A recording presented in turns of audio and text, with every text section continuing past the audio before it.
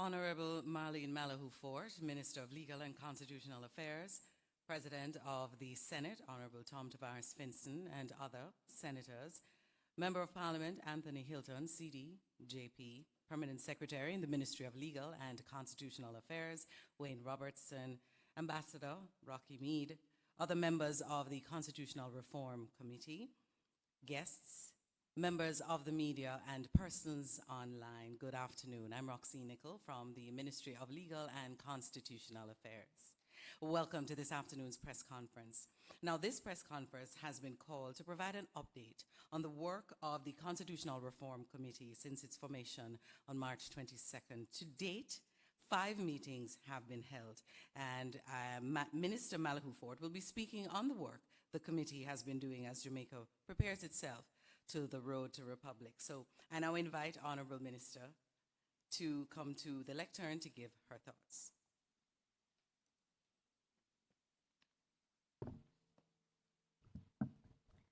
Thank you, Roxine. Good afternoon, everyone. Good afternoon, everyone. I'm extremely pleased to engage with the media this afternoon to provide an update to the people of Jamaica and to everyone else listening on the work of the historic Constitutional Reform Committee established to provide expert guidance and oversight to the government and people of Jamaica during the constitutional reform process that we are now in.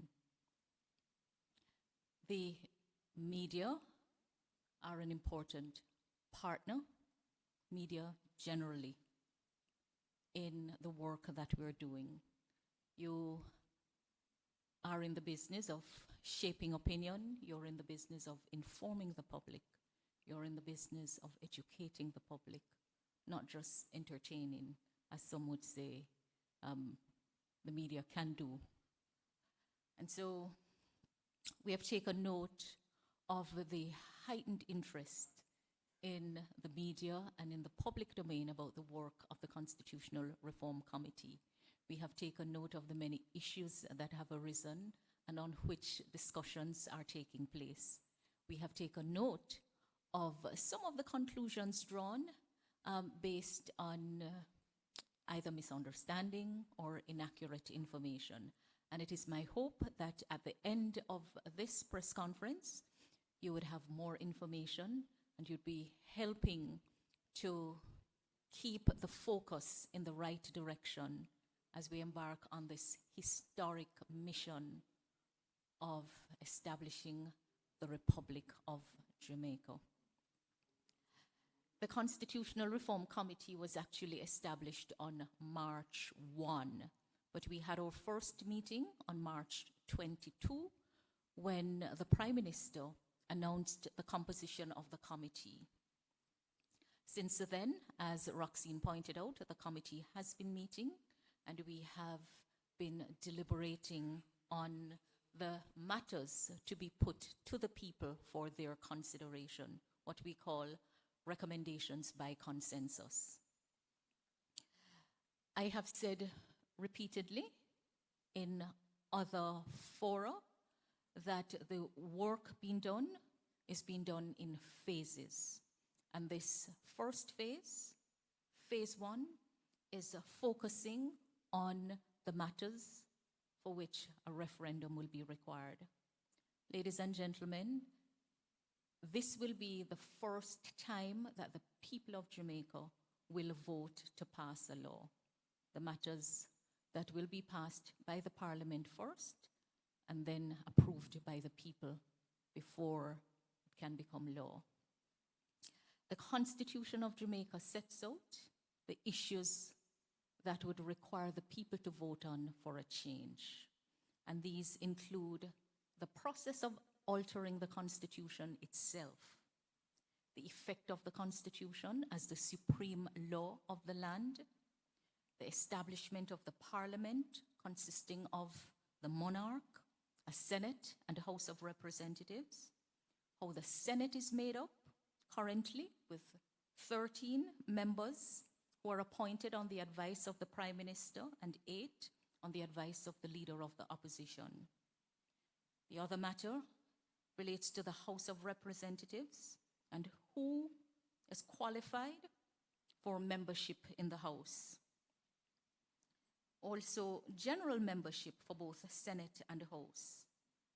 Another matter requiring the decision of the people for a change relates to the sessions of Parliament, the life of Parliament, extension of the Parliament, and also general election, the appointment of senators in the aftermath of general elections, where the executive authority of Jamaica is vested, and matters relating to the provisions of the Jamaica Independence Act.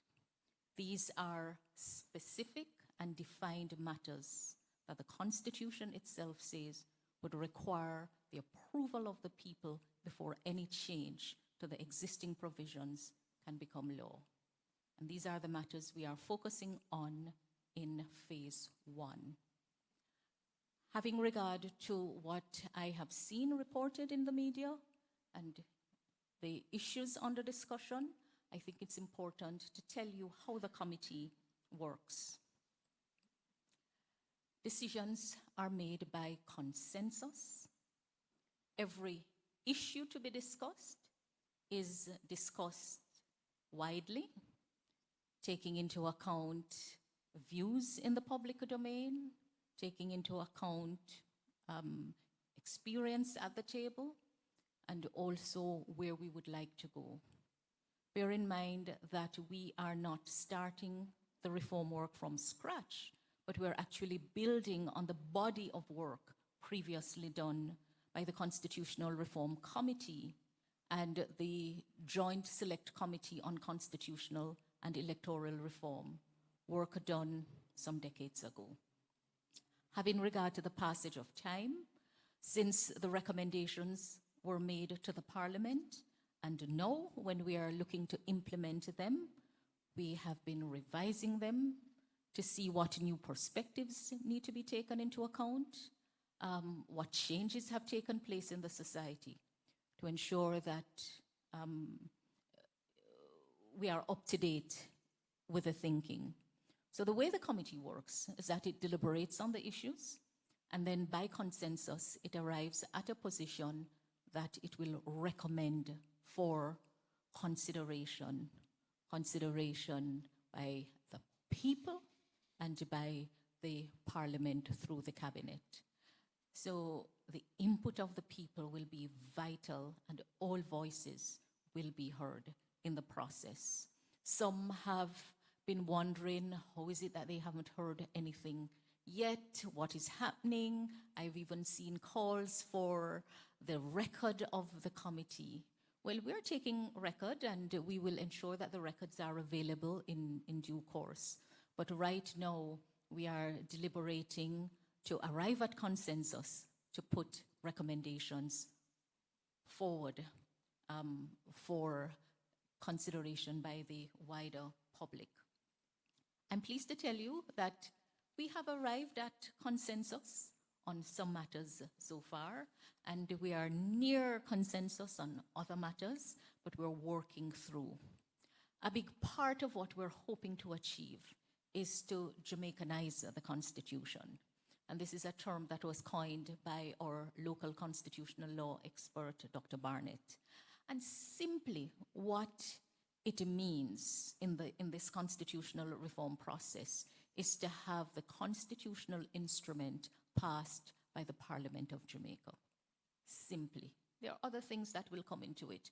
But if you hear us say that one of our goals is to Jamaicanize the Constitution, what we're saying is that at the end of the day, it's to have a constitution passed by the Parliament of Jamaica, because the constitution that we now have was actually passed by executive action at Buckingham Palace. So that's an important change that will take place.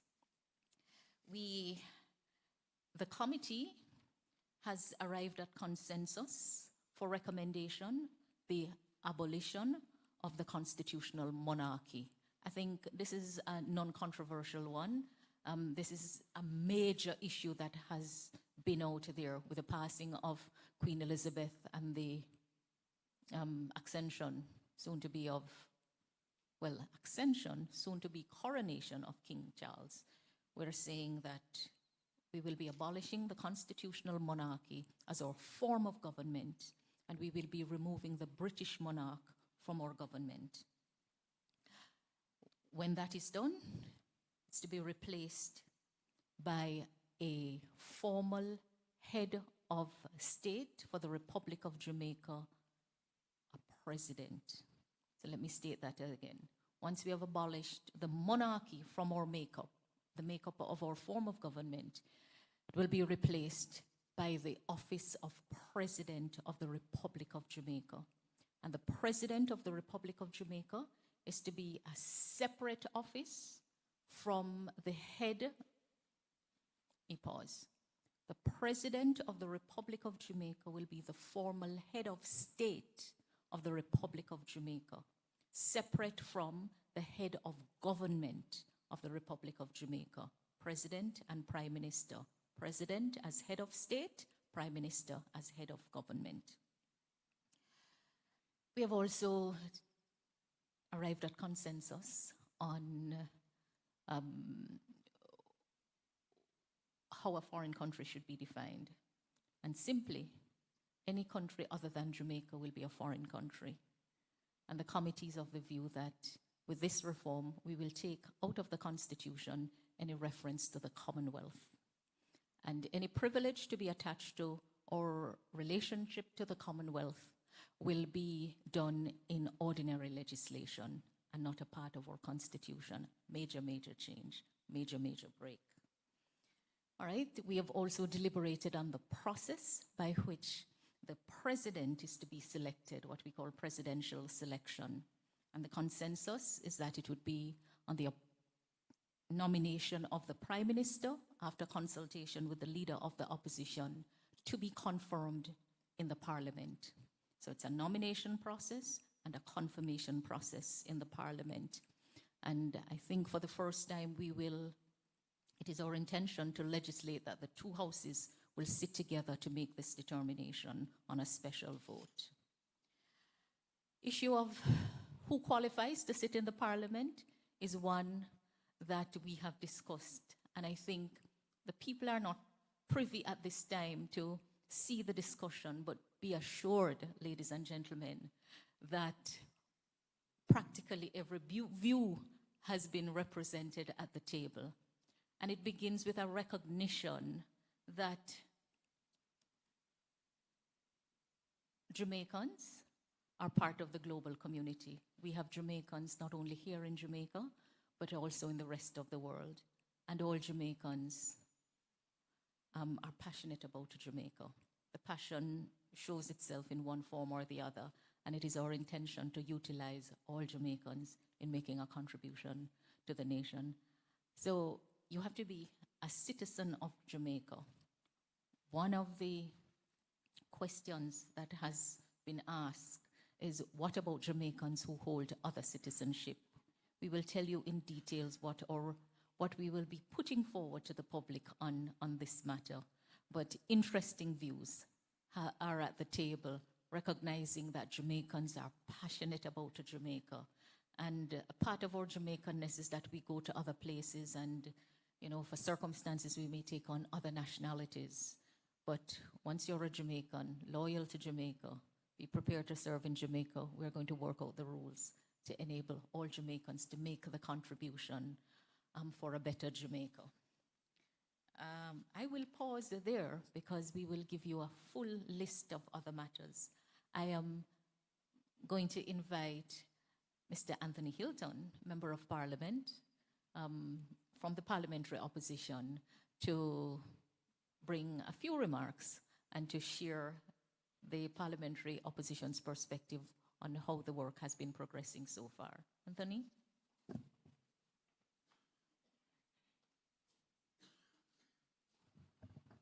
Thank you, Minister. Pleased to be here and to give the parliamentary opposition's view on proceedings so far. Firstly, to say that the parliamentary opposition comes to this process very clear that it has a very important role to play in this very historic, very momentous process. The procedure in the committee is one that has allowed for wide discussion, inputs, and as has been said by the minister, and I confirm that decisions are taken on a consensus basis. This has allowed for robust discussion and agreement on some very important issues. The matter of Jamaicanizing the Constitution is one that we fully support. We have started a process of decolonizing the Constitution, and the opposition strongly and fully supports the decolonization process, and it is a process. So we've taken significant decision on that decolonization process. There's more to come. So on the whole, I think it has been a good framework for discussions. We are anxious, like you are, that this work and the body of work that is being done within the committee is shared with the public for their education, for their understanding, and for the discussions that continue to take place, the vibrant discussion that continues to take place in the public space. We'll continue to listen, but at this point in time, we have the immediate task of dealing with some of the very technical issues and also to bring our perspectives and some of the other vitally important issues as this process goes forward. So I can affirm that the process has been robust. It has been consensual. We've been able to make some decisions, and the opposition remain very much engaged and involved in this very important and historic process. Thank you. Thank you, Anthony. Dr. Barnett, may I invite you? Ladies and gentlemen, Dr. Lloyd Barnett is our national constitutional law expert, and we're privileged to have his contribution to the committee, and we tease him behind the scene that we really want to get the work done while he is still upstanding. And I know it is something that he's also eagerly looking forward to. Dr. Barnett. Greetings and thank you. This is our joint effort. You and me and every other Jamaican must be involved in this process because it is a stage at which we now have a clear opportunity to assert our existence as a people and as a nation, and to claim Jamaica as our own and our Constitution as one made by us in Jamaica and approved by the Jamaican people. This is not symbolic. It is an expression of our well-being and our sense of nationhood and our pride in our history and the struggles we have made to achieve independence and nationhood. And so I appeal to you to be engaged in the process, in the public education about it, in the continued discussion of the various questions which arise, because the Constitution is quite complex. When you decide that you want to change from a monarchical system to a republican system, that decision doesn't end there. There are lots of subsidiary questions which arise and which have to be answered and dealt with. and so that the committee is determined to engage the public, the people of Jamaica, in this process and to ensure that whatever we achieve is an achievement by all of us. Thank you. Thank you, Dr. Barnett. Ladies and gentlemen, we have the Jamaica umbrella group of churches represented in the president, Dr. Elaine McCarthy. I will invite her to make a brief comment.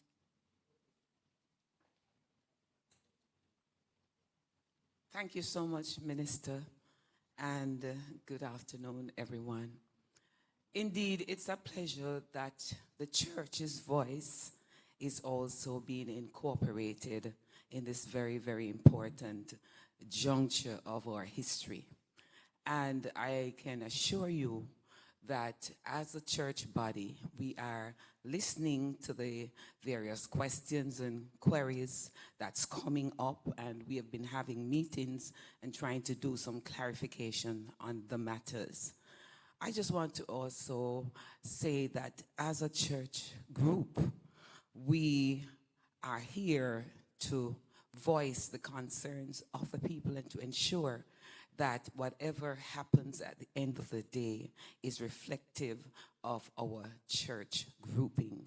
I'd also like to say that based on what I have observed since I've been on the committee, that no one voice can make the final decision. As was mentioned, it's a robust discussion that goes on with each topic or issue that's presented on the table, and everybody gets a place to state their views. At the end of it all, a summary is done and a consensus is reached by everyone. And so with this kind of process in place, I am sure that at the end of the day, we will be able to achieve our goals. And so I just want for the church community to continue in prayer for this group at this time, because we can only trust and depend on God to help us to really come out with the right decision at the end of the day, which is not just going to impact us who are present here, but the generations to come. Thank you. Thank you, Dr. McCarthy. I will invite Mrs. Lolita Davis-Mattis, who wears many hats, but from the wider society, to bring you her remarks. Thank you, Minister, and I'll be very brief. I just want to say that this is the moment that we have been waiting for. This is the moment that our ancestors fought for. This is the moment that all Jamaicans need to rally. There's a time we talked about rallying around the particular colors. This is the time for Jamaicans really to rally around the call and for us to move from the monarchical system to a republican system. We have spoken to the role of the committee.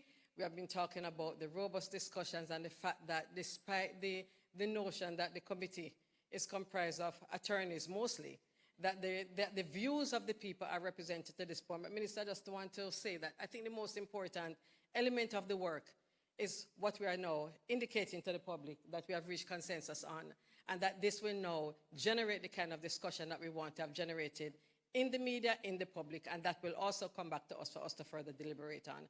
I am very grateful to be a part of this committee, and I just want to assure Jamaicans that we are looking out to Jamaicans, we are looking at our cultural heritage, we are looking at all the matters that must impact an instrument that will form the bedrock of the legislative framework of this country. Thank you. Thank you, Lolita. Honoring our cultural heritage, looking out for people. The voice of the young people are being heard. I'm going to invite Sujay Bodrell to bring brief remarks.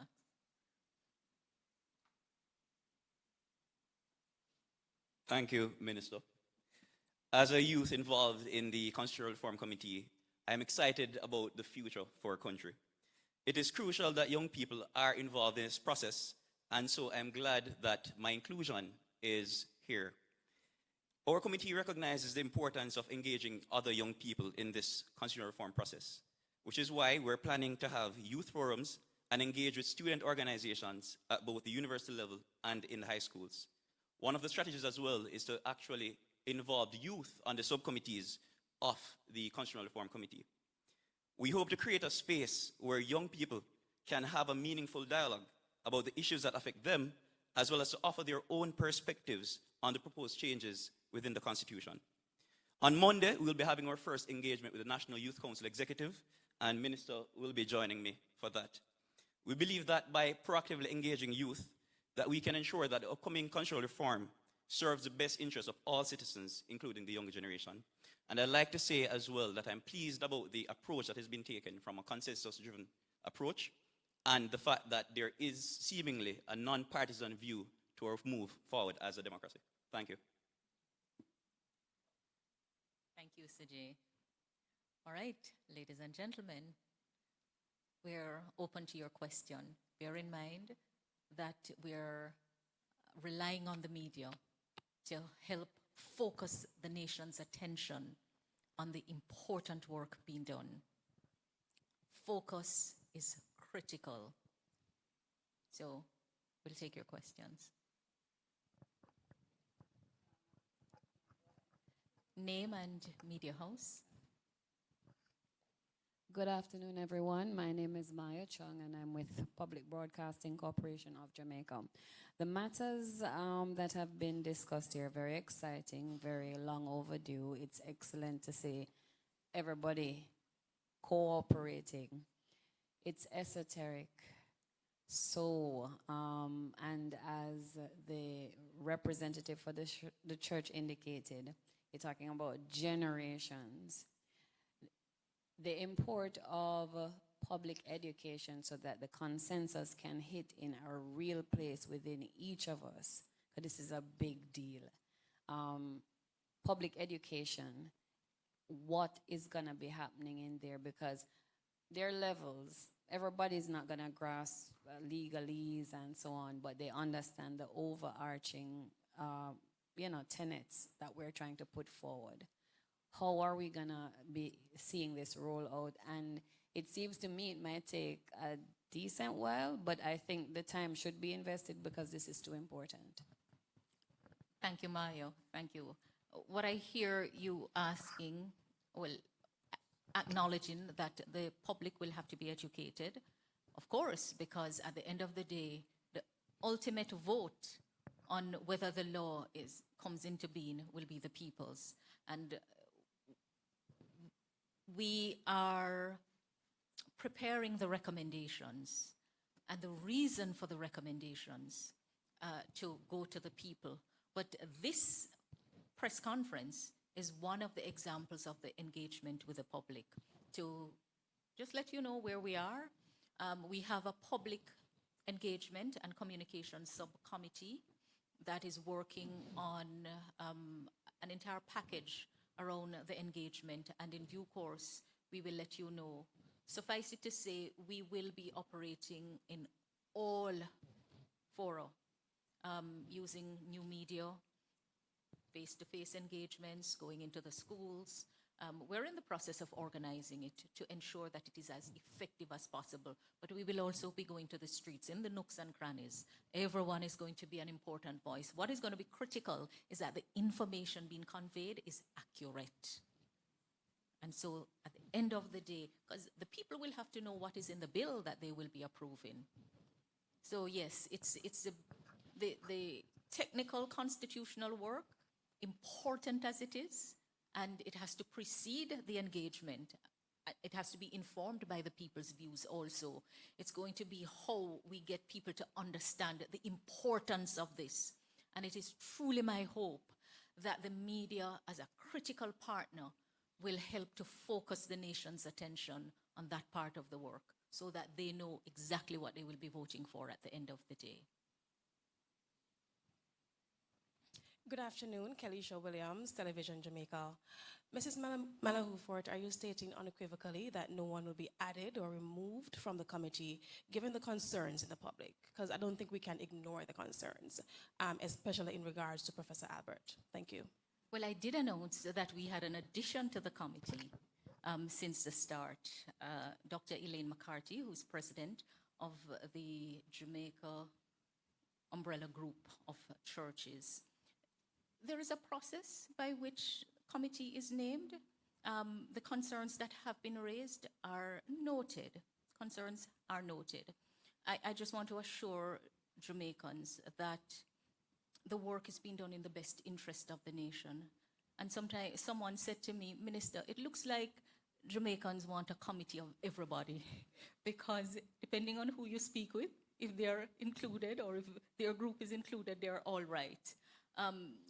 We can't have everybody on the committee, but we'll certainly hear from everyone.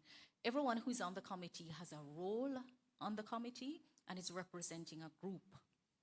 Government, opposition, parliamentary opposition, or experts, or faith-based community, or wider community, the youth voice. We could have expanded it widely, but we have to have a mechanism that's workable. What is important is that after the committee has deliberated, the people will have their say. And even while we're deliberating, we're listening very closely to the concerns of the people and ensuring that the perspectives are reflected at the table.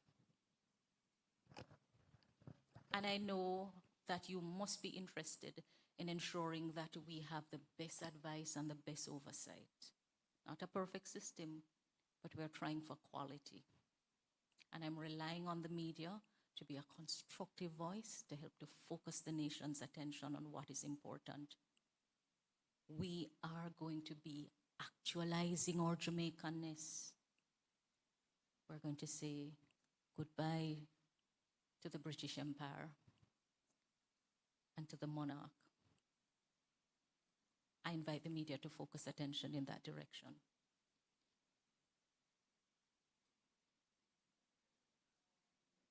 Right.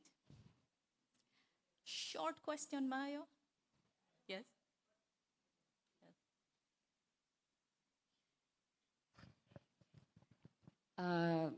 Reintroduction, PBC, J. Maya Chung. We spoke about the Jamaicanizing for us, by us. I like that. The Commonwealth issues. I'm on a tenuous escape because you don't know if it's too early to ask these kind of questions, but you're looking at constitutionally repurposing how we manifest as Commonwealth partners. Are you able to make any comments on those, even 2 or 3? Because when the media helps you, we can put these things out there and people they make them graspable in order that persons can start to cogitate, and then the man in the community. But when you use the big word cogitate, who you think will understand you? And we're talking about simplifying the thing. I blame my great education in Jamaica. You know what? I'm going to call on Dr. Barnett. He had put it so well about the historical relic of the Commonwealth. Dr. Barnett, may I invite you to provide a little cogitation for Maya on this issue? I think you're being provocative, you know. Because when you think about the Commonwealth, I think about colonial history and the fact that we now have the third Charles as our king. The first one was king before Jamaica was captured by the English, but he was executed. And he was executed because he had trampled on people's rights. And the second Charles, who came shortly after we joined the English Empire, was very involved in the slave trade. So that 2 or 3 years ago, I wrote a letter to the press pointing out that we were in danger of having the third Charles. Now, we have the opportunity to rescue ourselves, and we are seeking your assistance in that rescue mission. I think we have reached a stage as Jamaicans where it is no longer appropriate that we should be bowing to or genuflecting to a throne at Buckingham Palace. And when sometimes I read the story about what is happening within that royal family, I wonder how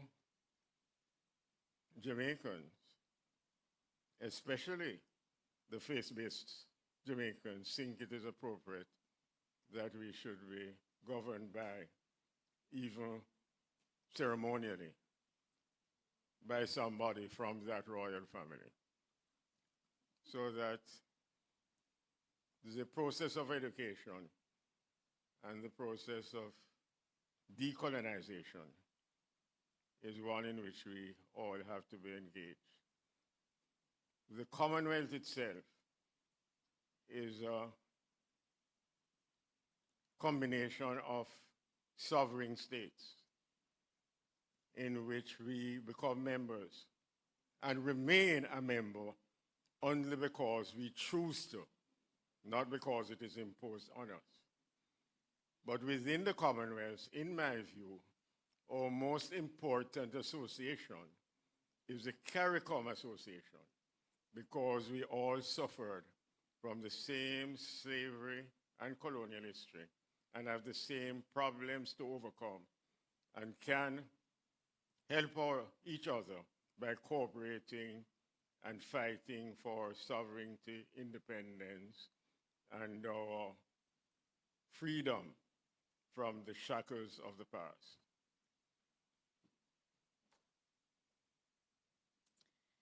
We're focusing on our Jamaicanness. We're focusing on our self-determination. It's really not so much about other people right now. It's about putting Jamaica first. Ladies and gentlemen, unless there is any other question, I want to thank you, and I hope you have found this update useful. Thank you so much.